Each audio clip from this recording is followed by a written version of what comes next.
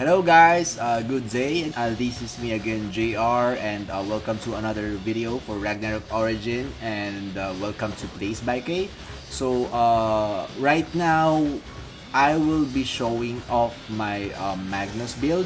So we will be tackling the stats, skills, the equipments, cores, and also some tips for you to actually enjoy being High Priest, thus Magnus, and at the same time do support your teammates.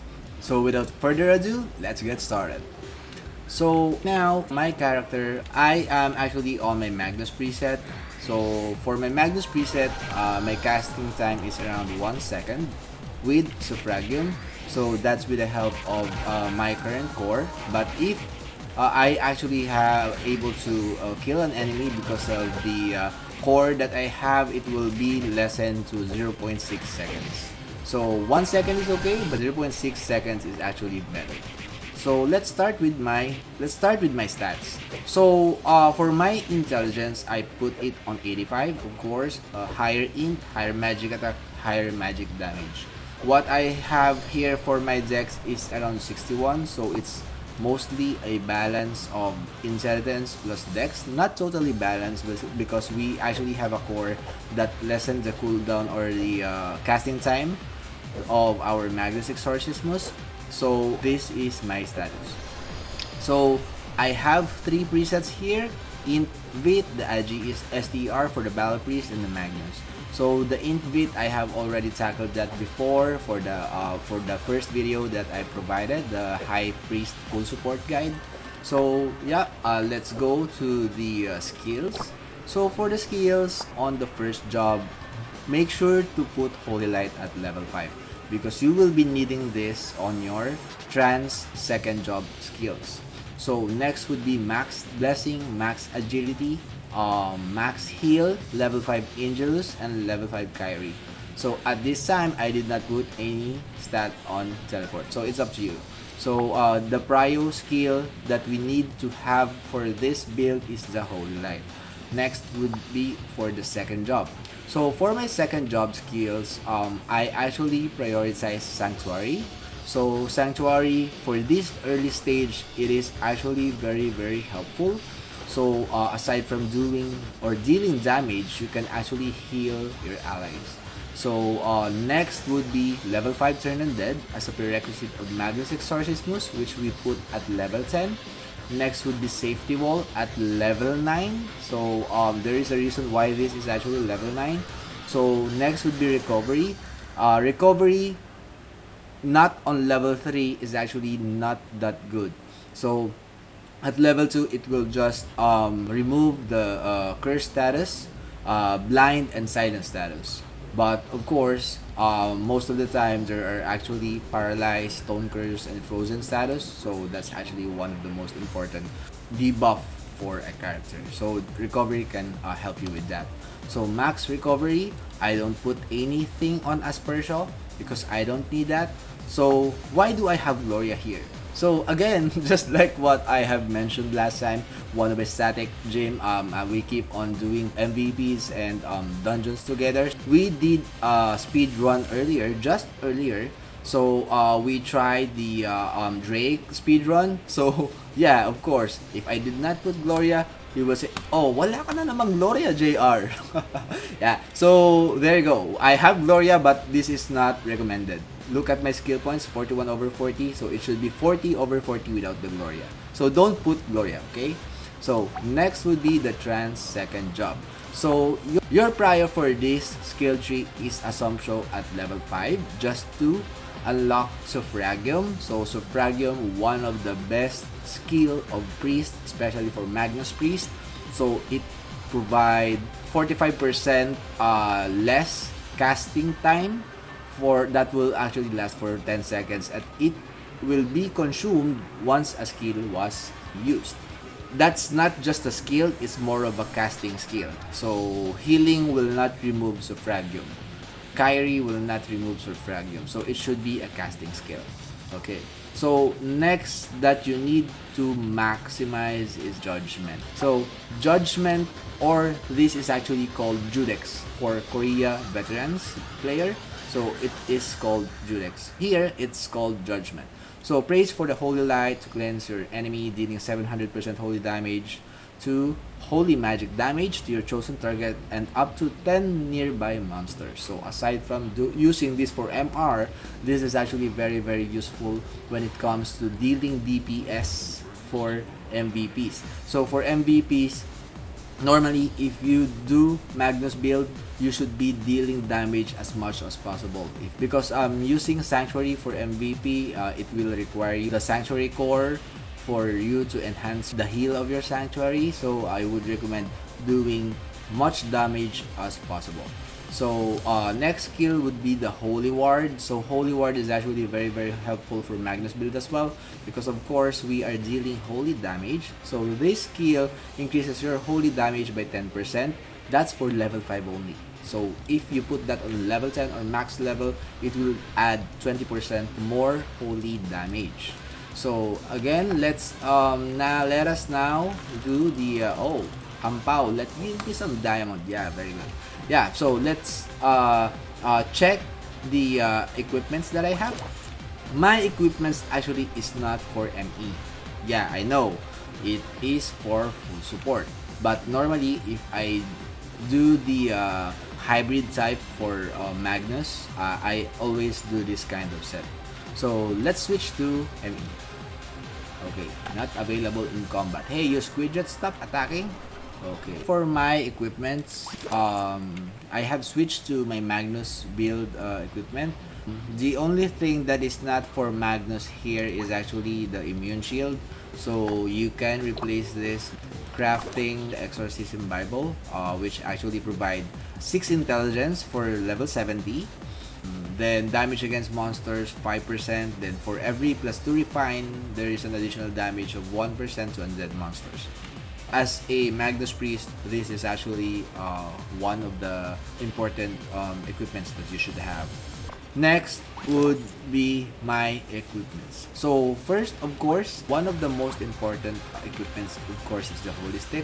So if you can put that on +10, that would be good, since it will increase your Magnus Exorcismus damage by 10%, and it actually reduces the variable CT by 30%, and also for the turn undead by 30%.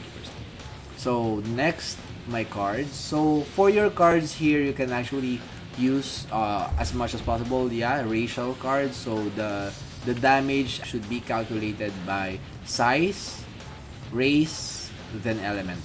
So what I have here, since I am grinding at Stem Worm and Sky Petite, I have Mandragora card and Petite card. Next would be my armor. So for my armor, it's a magic coat. So if you can check, that's only level 50. Magic coat actually provides Dex +1, Intelligence +3, and variable CT reduction by 2%. So it goes higher, depends on the level of your equipment. So it is actually a set for magic boots, which provides magic damage +3%. So next would be the magic boots. So it provides int +1, magic attack +10, HP +400, and the set effect that I have mentioned. For the armor of the magic coat, you can actually use Rocker for the dexterity, or you can actually put Baby Desert Wolf, so that you will have an additional int of 5 if it is awakened and level 15 already.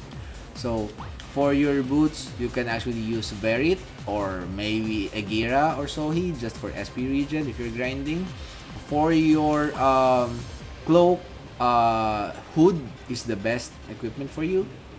It actually provides intelligence +3, dex +2, and also if you have a Frildora card at highest level, that would be the best card that you can put for your cloak or for your hood. So Frildora card, Awaken. So next would be on the headgear. So for the headgear, any headgear we do as much as possible. We actually have different headgears. It depends on your luck on gacha, and also just ensure that you are using for your headgear Elder Willow. So Elder Willow, not this one, not the cramp one, because I've been upgrading this because I've been switching to champion. So what you need to put there is the Elder Willow card, which is actually in +3 and additional in +3, so a total of in +6 if it is level 5 when awakened. And on level 15, it will reduce your variable casting time by a total of 5%. So it's a lot. So headgear, it should be Elder Willow. So again, next for your accessory, what I can suggest for accessory is earring or the spiritual ring. So let's go to the spiritual ring. So for spiritual ring, it will actually provide int +1, dex +2, and for every refine +2 variable CT -1%. So it's more of a lesser cast time, and that is actually very helpful for Magnus. And also at refine +10, you will have additional magic attack +2%. So at level 70, it is best to have earring for your accessory because 2% of magic attack at level 70 is actually not that high, and the intelligence or the magic attack that will be providing by earring is actually higher than the spiritual ring. But spiritual ring provides cast time reduction and also dexterity, and its base magic attack is actually high. So you can actually have spiritual ring plus earring as a combo. Next would be your back gear. So any back gear as much as possible that can provide stats, ignore magic defense, or any stats that provide intelligence or dexterity will actually be good. On my back gear, I am actually using GTB puppet cards. So it's more of defense against magic damage or defense against the dark arts. No, just magic damage. So let's go to the Veriscore. So for my Veriscore, what I have is Exorcism Prediction. So it actually reduces my cast time for Magnus Exorcisms by 1 second. It's a lot. And the global CD by 0.6 seconds. So next would be coprocessor activation. So when you kill an enemy, your next kill variable CT and fixed CT reduced by 21%. Next would be Exorcism Boost. Targets within the Magnus Exorcism's range takes 3% more damage every time they are attacked by it. This effect can stack up to 2 times. So it depends on the level of your cogwheel. So the higher the level, the better. So coprocessor activation is actually good when you are grinding. But as much as possible, get Exorcism Prediction, Exorcism Boost. So for Exorcism Boost, the highest level for that, it actually provides 7% more damage every time they are attacked by it, and also stack up to 3 times. So that's a lot. So if you are going for MVP, as much as possible, do not use coprocessor activation, use Exorcism Boost and Prediction. There is another core that is good, especially for PvP and PvE as well. The other one is the Thorn Vine, which actually roots the enemy within the Magnus range. So that's by chance. For the core, those are the cores that I can recommend for you to use. Okay, so now let's do the damage test. So here we are using our ME build. Then I have replaced the coprocessor activation by Exorcism Boost just to maximize the damage. So here the sequence that we will be doing for this build is Suffragium, Magnus, Judgment or Judex, Suffragium, Magnus, Judgment, Suffragium, Magnus, Judgment, Suffragium, Magnus, then Judgment. So what I can suggest to use one Judgment skill for now, because actually you can use around 2 Judgment if the Magnus casting time does not need Suffragium anymore. So for now, you still need Suffragium. That's why what I can recommend is doing Suffragium, Magnus, Judgment, Suffragium, Magnus, Judgment. Okay. Then next would be hybrid build that I've been using since Korea days. So I know most of the veteran priests are actually doing this as well.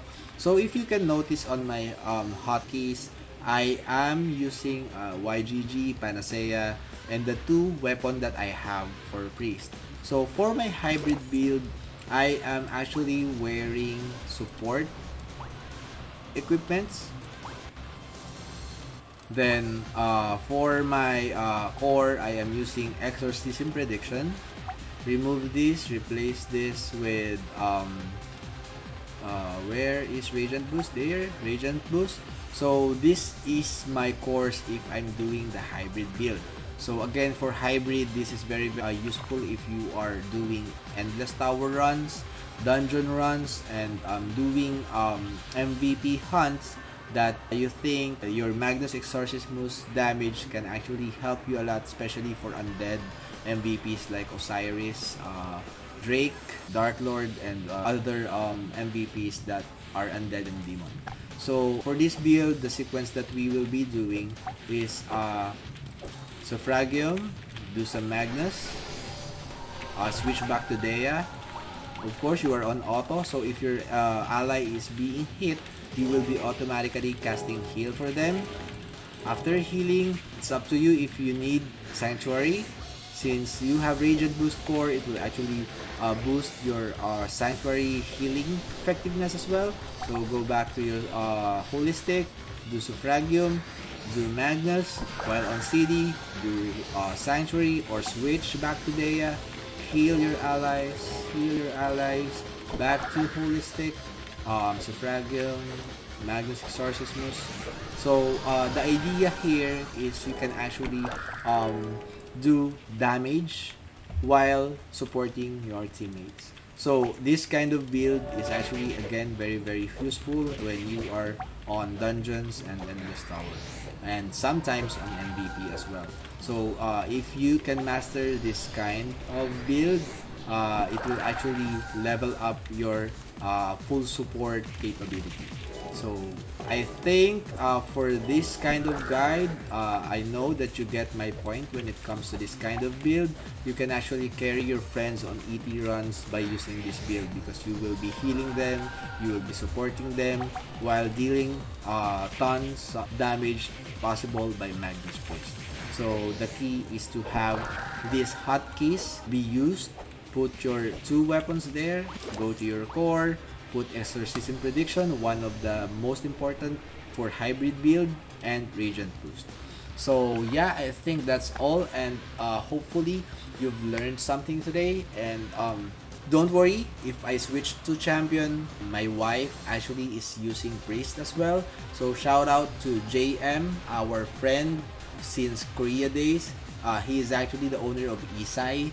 So Isai was actually handled to my wife, and my wife Luna Elun has been using Alchemist when we were on Korea, one of the highest damage output Alchemist on our server before. We've been doing MVP hunts before, so now she will be focusing on Priest. So if I switch to Champion, don't worry, Priest, I can still help you with Priest Guide. So that's all for today, and hopefully you found this video informative. Thank you very much guys for watching, and have a nice day. Bye bye!